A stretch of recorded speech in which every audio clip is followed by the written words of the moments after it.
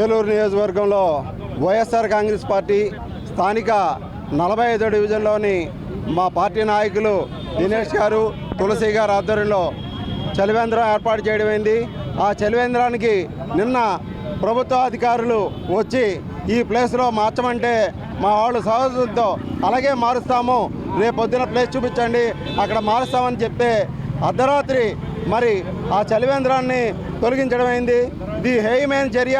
ఇది వేసవికాలంలో ప్రజలకి దాహం తీర్చడానికి స్వచ్ఛంద సంస్థలు ఎవరైనా సరే మంచినీరు ఏర్పాటు చేస్తారు, మజ్జిగ ఏర్పాటు చేస్తారు, అలాగే వివిధ మజ్జిగ ప్యాకెట్లు కానీ అలా చాలా వీటిలో ఏర్పాటు చేస్తారు.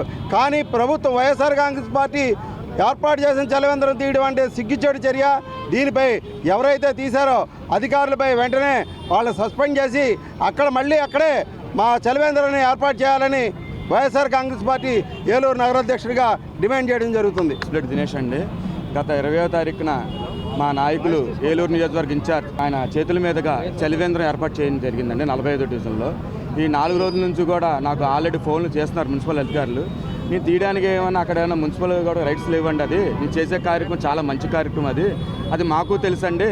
అయితే ఏమంటే మాకు పైనుంచి చాలా ప్రెషర్ ఉంది, మీరు అర్థం చేసుకుని ఏదో రకంగా తీసి కొంచెం పక్కకు పెట్టండి అని చెప్తే నేను 2 రోజుల క్రితం ఊళ్ళో లేనండి, నేను వచ్చిన తర్వాత జరుపుతానండి. నాకు మళ్ళీ ఫోన్ చేశారు. వాళ్ళు రిక్వెస్ట్ చేశాడు. మా నాయకులైన జేపీ గారికి చెప్పంగానే ఆయన కూడా మంచి హృదయంతో సరే దినేష్ వాళ్ళు మనల్ని అడుగుతున్నారు కదా నువ్వేం చేస్తావు అంటే ఆ పక్కకు కొంచెం చూసుకుని నువ్వే పెట్టు, అది వాళ్ళని రమ్మని చెప్పు, వాళ్ళే ఎక్కడ పెట్టమంటే పెడదామని చెప్తే సరే అని చెప్పాను నేను. అయితే నేను మధ్యాహ్నం నుంచి కూడా చాలామంది మంచినీళ్ళు తాగుతున్నారు. అక్కడ బళ్ళు ఉన్నాయి సార్, రేపు పొద్దు నేను పెడతాను, నేను పెట్టకపోతే అప్పుడు నన్ను అడగండి, మీరు ఏం చేసినా చెప్తానండి. సరే అని చెప్పి వెళ్ళిపోయారు. అయితే రాత్రికి రాత్రి ఏం జరిగిందో పొద్దునకి వచ్చాడు, నాకు 100 ఫోన్లు వచ్చినాయి.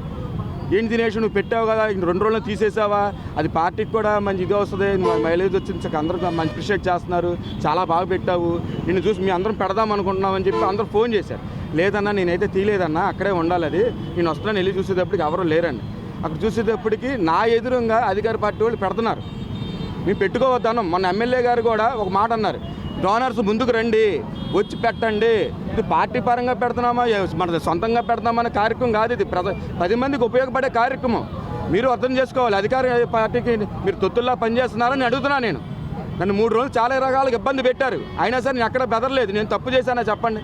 మీరందరూ కూడా ఒకసారి మీడియా వారు కూడా అర్థం చేసుకుని ఇలాంటి పనులు చేయొద్దని చెప్పి అధికార పార్టీకి చెప్పాలని చెప్పి మేము ముందు ఇప్పుడు చెప్తున్నాం. మేము అధికార పార్టీ చెప్తున్నాం, ప్రతిపక్ష పార్టీ తరఫున మీ అందరం కూడా మా నాయకులకు చెప్పి చలివేంద్రాలు ఓపెన్ చేస్తామని చెప్పి రేపు మా జేపీ గారు కూడా ఊళ్ళో లేరు, ఆయన చెప్పి మేము ఇంకో 10 కార్యక్రమాలు చేస్తాము, మా అందరు నాయకులు ముందుకు వచ్చి రావాలని చెప్పి ఉన్నారు. మళ్ళీ నేను ఇంకో అవసరమైతే ఇంకో 2 చలివేంద్రాలు పెడతాకొని సిద్ధంగా ఉన్నాను నేను. నమస్కారం అండి. మరి ఎండాకాలం వచ్చిందంటే ఎక్కడ పడితే అక్కడ చలివేంద్రాలు స్వచ్ఛంద సంస్థల వాళ్ళు పెడతారు, ఫ్రెండ్స్ సర్కిల్ వాళ్ళు పెడతారు, మరి దాతలు కూడా చాలామంది ముందుకు వచ్చి మంచినీళ్ళు అనేది ఏర్పాటు చేయడం జరుగుతుంది. ఇందులో ఏ స్వార్థం కూడా ఉండదు, ఎందుకంటే మాకు ఏదన్నా పుణ్యం వస్తుంది, మా కుటుంబాలకు మేలు జరుగుతుందని పెడతారు. దీన్ని కూడా రాజకీయ కోణంలో చూస్తున్నారంటే అధికారులు మేమేమనుకోవాలండి.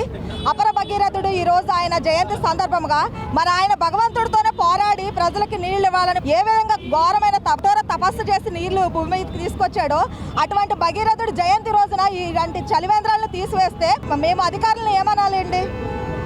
అంటే ఇదేమన్నా చలివేంద్రం మీకు అక్కడ ఒక బార్కి లైసెన్స్ తీసుకొని సాయంత్రం అయ్యేటప్పటికి బెల్ట్ షాపులు రన్ చేసే చలివేంద్రాలా కనిపించిందా? లేదేమన్నా అక్కడ ఏమైనా అసాంఘిక కార్యక్రమాలు ఏమైనా జరిగాయా?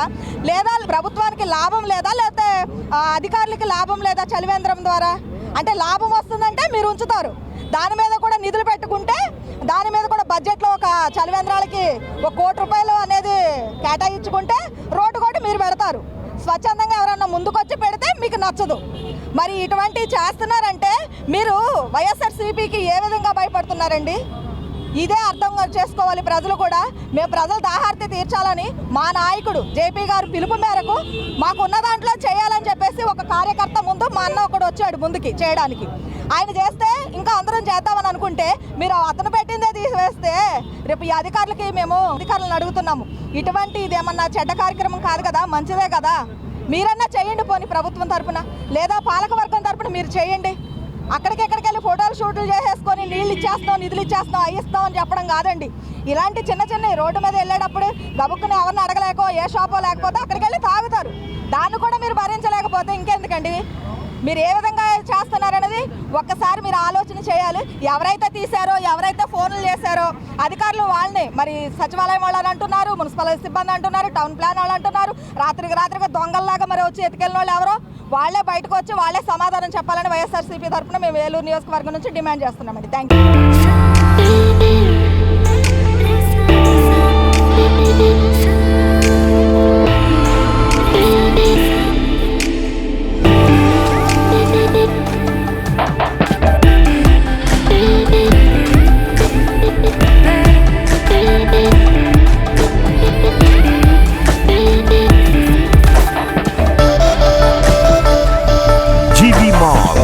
RR Pet, Eluru.